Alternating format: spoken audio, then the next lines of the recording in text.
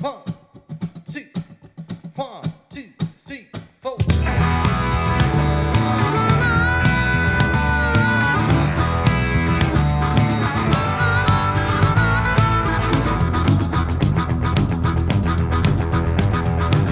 Just so many hours you spent on the phone, I wasted here loving you. Now you gonna tell me that you're on your own, you're leaving me sad and blue. Just so many days you've been on my mind, you been starting trouble on down the line. Fool if I go, fool if I stay, tell you what I'm gonna do. Tell you what I'm gonna do. Tell you what I'm gonna do. Let it roll, let it glide, let it fall. And howdy, and welcome to episode 19 of the Clay and Woodrow Show. And alongside me is America's producer, not so much Canada's producer, not North America, just America's producer, Mr. Don Ho. Welcome, Don Ho. Thank you, sir. Thank you. And how are you today? I am fine. Some might say I'm feeling warm all over. Warm all over. This is producer Don Ho is in studio with us today, and you can reach him at tinybubbles@gmail.com. tinybubbles@gmail.com. Thank you, producer Don Ho, for being in with us today.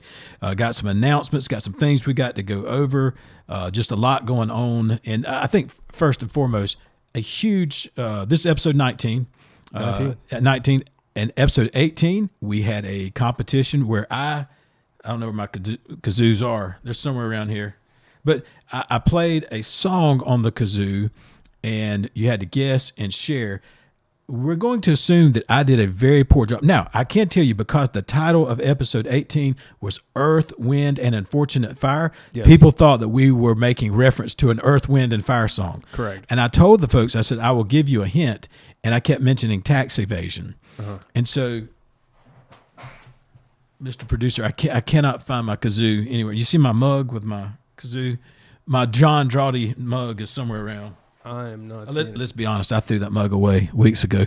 But I do have a kazoo in here. So I actually was playing On the Road Again by Willie Nelson. That's right. So what we decided to do is just to do on the shares and to see who would win that $50 gift certificate to Otter Creek. Otter Creek. Thank you, sir. Man, that's where you're at. So we had 43 shares. So, Mr. Producer, just need you to randomly pick a number between 1 and 43. 32. The 32. So you've been in this business long enough. Instead of just giving me a simple number that we could easily get to, you would like for me to scroll through 32 names. Okay, thank you, Mr. Producer. Somewhat of a rookie mistake, but I will honor that because this, if nothing, we have integrity around here. Okay, 1, 2, 3, 4, 5, 6, 7, 8, 9, 10. Once again, I'm at number 10. I'm saving right here at number 11 at Chuck Carpenter, who the Trellis Carpenter building is named after. That's right. He won't win anything, by the way. But I did want to remind relatives and organizations not eligible. We thank you for sharing, though. Absolutely. 12, 13. Oh, Shane Thomas. He's good about 14, 15, 16, 17, 18, 19, 20. Once again, reminding my producer he could have picked a number that was a lot lower than 32, 21, 22, 23, 24, 25, 26, 27, 26 says, I have no idea. That's Dana Smith just saying, I don't have a clue. Now, 27 did not win, but we will send him some Clay and Woodrow merchandise, which, by the way, doesn't exist. We don't have anything, not even a pencil to give you. Yeah. But we're going to pretend as if we have. If we had merchandise, we would give it to Robert Yawn because he did say On the Road Again, and that was the correct song that I was playing. And excellent. What was he again? Back up the tape. I think he was 27, 28, 29, 30, 31. And what number did you say, by the way? 32. And by the way, 32 is your wife, so we can't do that one. So I'm going down to the next one that is eligible, and it is Sarah Music. Sarah Music. Sarah Music.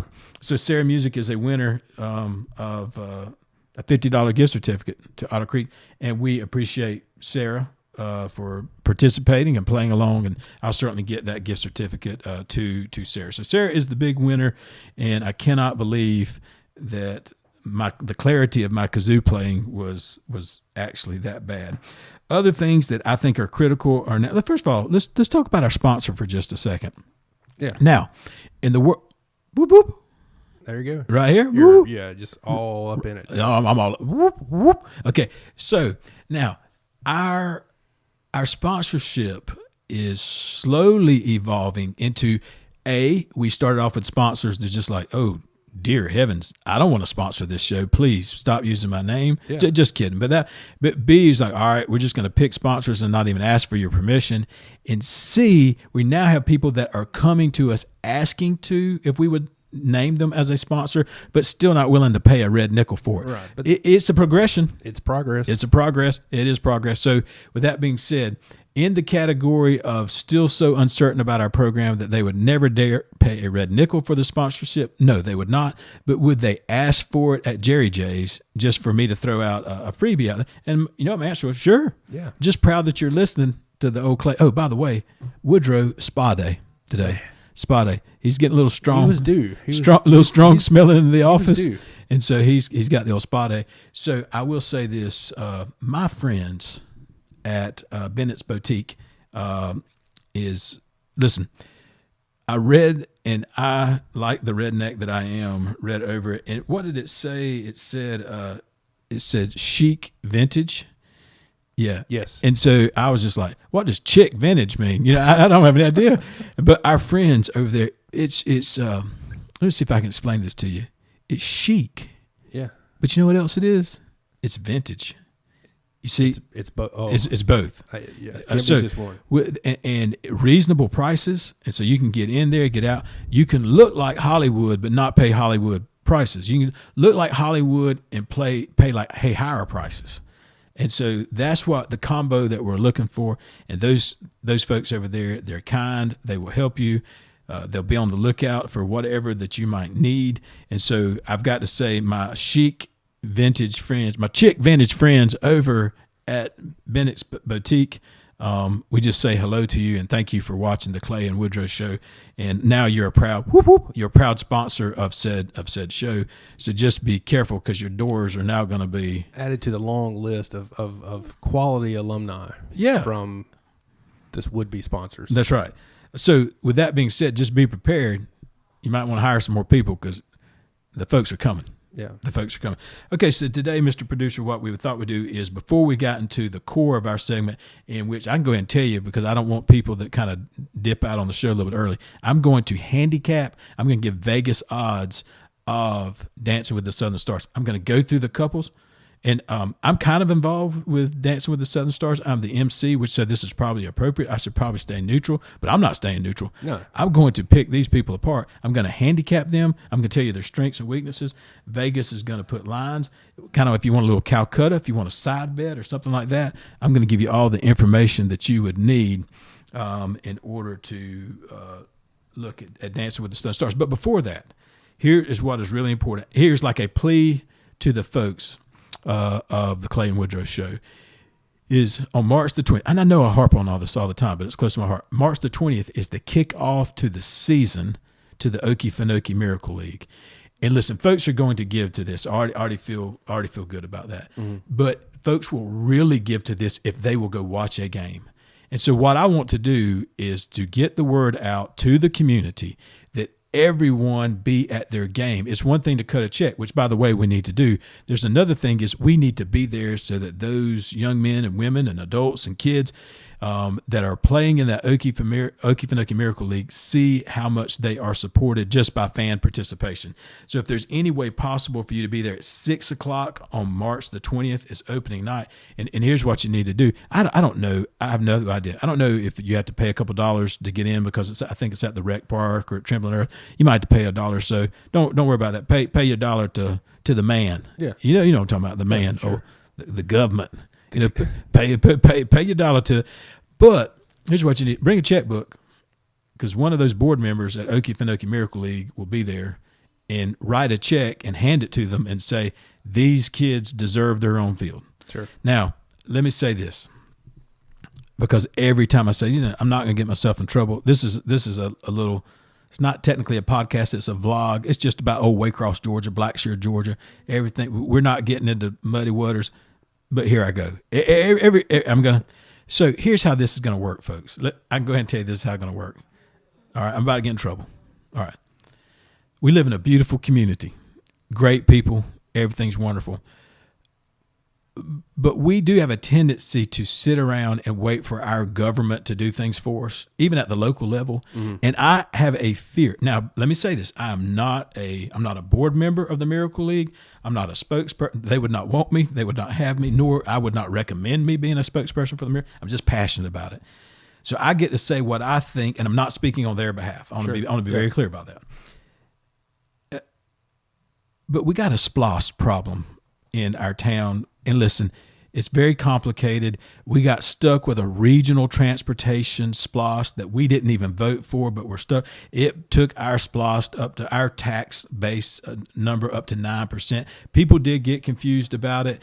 And so the next time the regular SPLOST came around, we kind of vetoed it in order to pay the penalty of that regional transportation tax. Mm-hmm. We just said, listen, the next tax that comes through, we're so fed up. And listen, people that did that have the right to do that. I'm fed up with taxes more than anybody else. But here's what the problem is with SPLOST, special purpose local option sales tax, is my fear is when we go to the county or to government to say, listen, government, as a community, as a taxpayer source, you guys need to get involved in funding this field. They're going to say, and you can mark my word, that's right, we need to put it on the SPLOST, because they need some feel good on the SPLOST to get the citizens back involved and wanting to vote. And there's nothing more feel good than the Okefenokee Miracle League. And folks, we can't wait for that. I don't want us to depend on county government to get these kids a field. So get off your wallet. That's what I'm saying. Get off your wallet. Yeah. Listen, we all around here claim to be good old conservatives. I voted Republican for the last 40 years. You know, if that's your case, conservatives believe, listen, don't wait on government to do the right thing. Government's not efficient, these kind of things. Do it with your own resources and your own heart. That's my plea to the people. So on March the 20th, go out there, but take your checkbook and write a check, and then watch a little of and it'll touch you. Then you'll go write another check. Right. And give it to a board member, like to a Barry Tanner. He'll be out there, about 8 foot tall. You can't miss him. Give him a check and say, Barry, I trust that you guys will build a field for these young people with this money. And that's my plea. That's my plea. Now, because we're horrible at transitions, we're going to go right into Dancing with the Southern Stars. And hold on. Now, we're going to go through team by team. And I'll be honest. Now, some of these team members, Mr. Producer, I just simply, I do not know. Okay. So I have to be a little bit careful there, because I don't ever want to offend, because that's the last thing I ever want to do is to offend one of you little snowflakes out there. But so let's go through team one. Let me go ahead. I can handicap team one. Now, Benji Hersey, I actually know his brother very well, because where I'm interim pastor, his brother is the music director. Okay. So I get to work with his brother every Sunday. Mm-hmm. Now, his brother has got a little bit of charismatic swing in him. You know what I'm saying? He likes the up tempo. He gets into it. So I'm thinking down in the DNA of Benji, he has secretly got some toe tap and toe touch in him.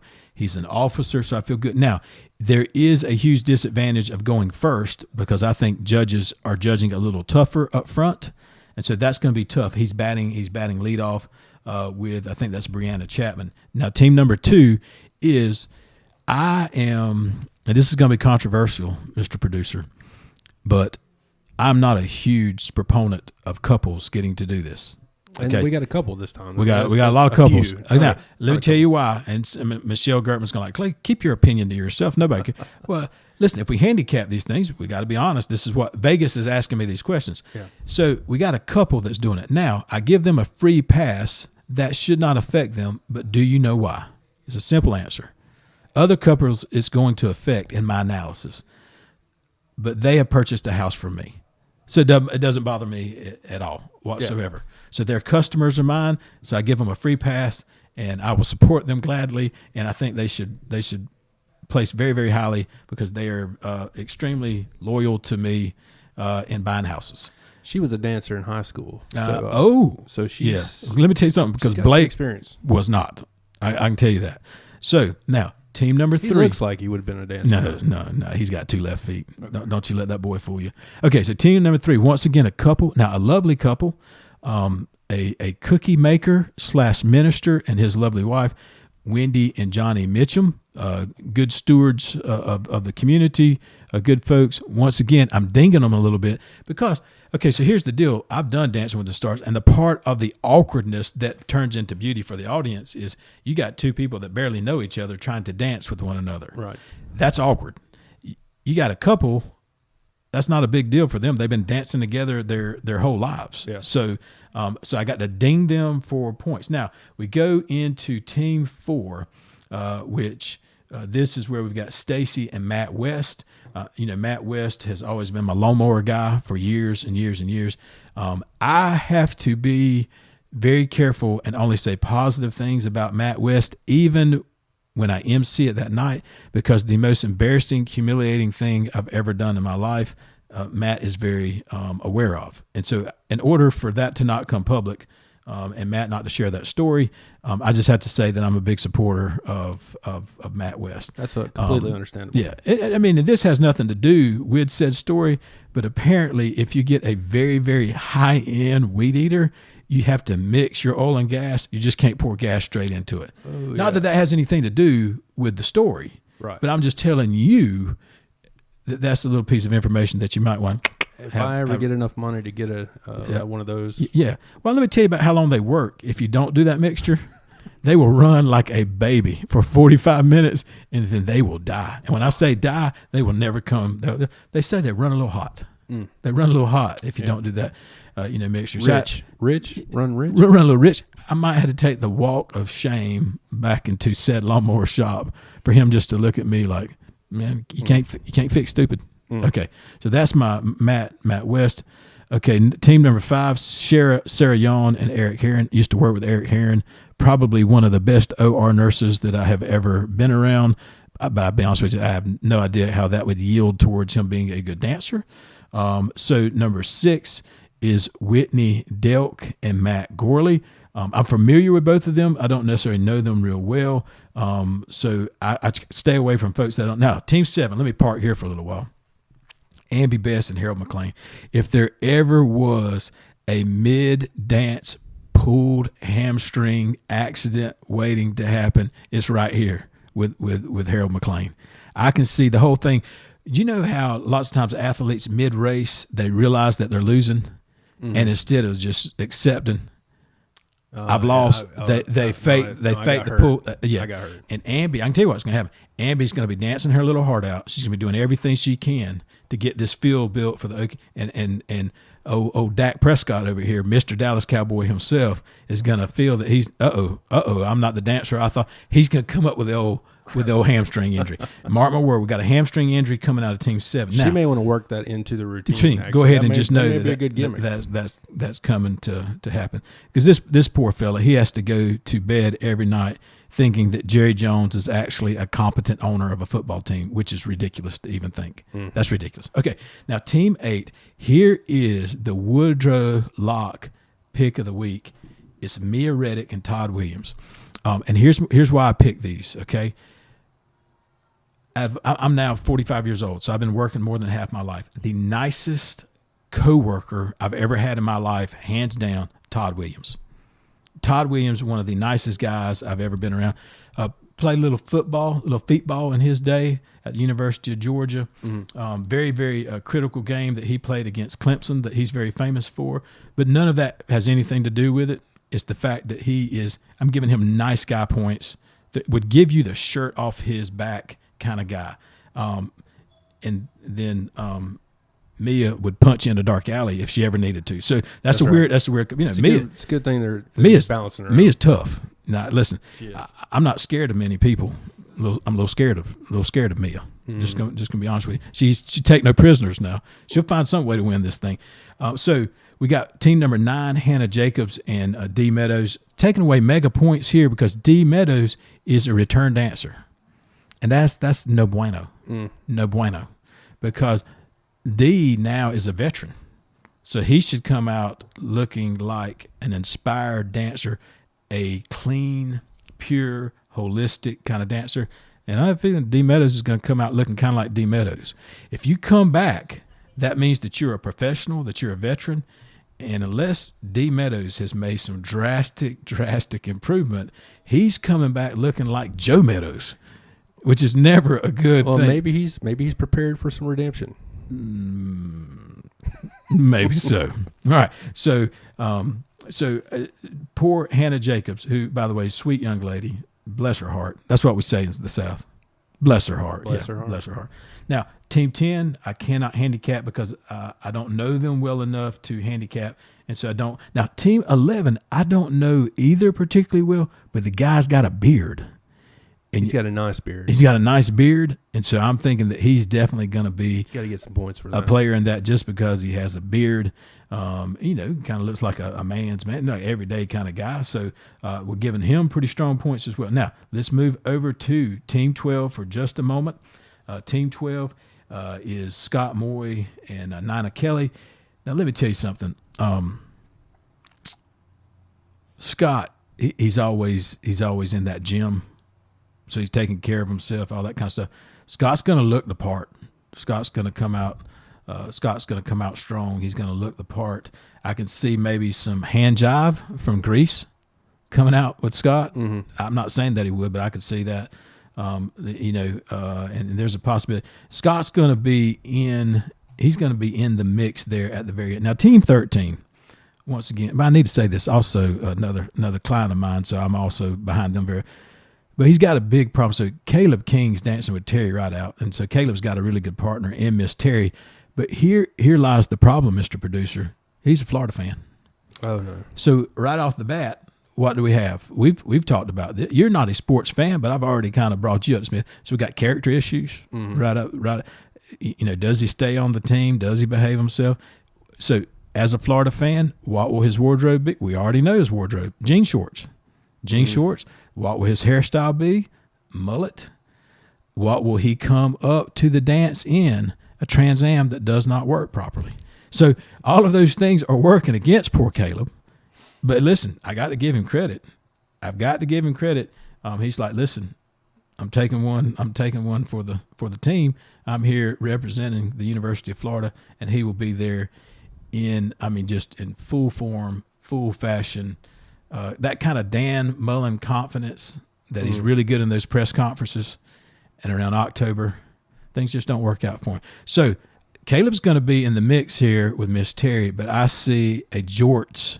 You know what jorts are, by the way, Mr. Producer? Jorts. That's jean shorts. Oh, no. So he's going to have a jorts, I think, a malfunction with wardrobe related to jorts that will dismiss him out of the competition. And then Team 14, it looks like as well it might be family, but the Leggett's are on Team 14. Don't know them, so don't ever want to offend those that we don't know. But they are both Leggett's, so they probably get a few points against them. That's right, just because there's some kind of family. So they have the same last name. Just so you know, in the final, now I'm talking about dancing, not raising money. We'll cover raising money on another week, but in the pure dancing, I've got Todd Williams and Mia Reddick as my dark horses coming in for this competition. And then I will tell you, I'm afraid that some type of cold compress will be used on Team 7, Mr. Harold McLean, because he's going to have a hammy issue.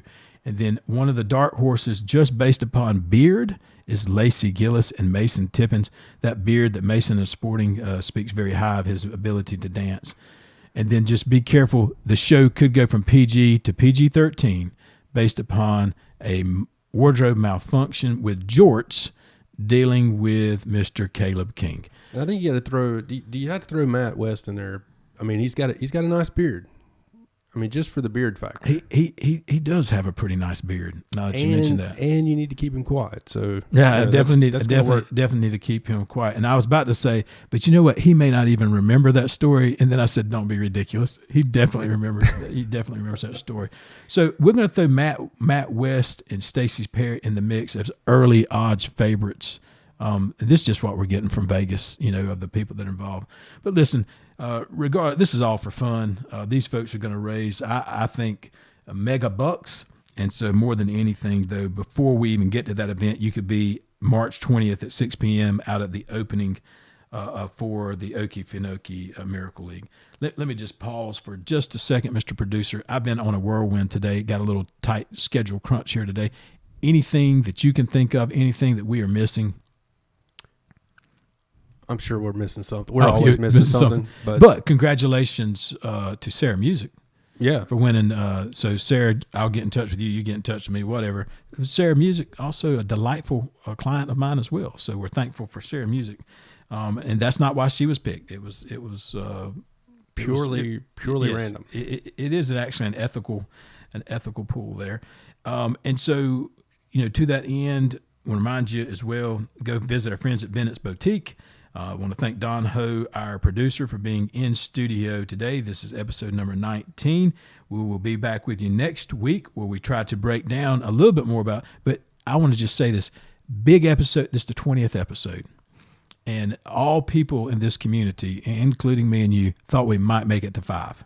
Yeah. Yeah, perhaps. Perhaps. And we're going to make it to 20 episodes. 20, that's huge. Yeah, I think that's like somewhere like, that's about what Seinfeld did, so we made it into the big time. But we're up until now getting sometimes even 4,000 views in a week. So this thing is actually growing and taking off.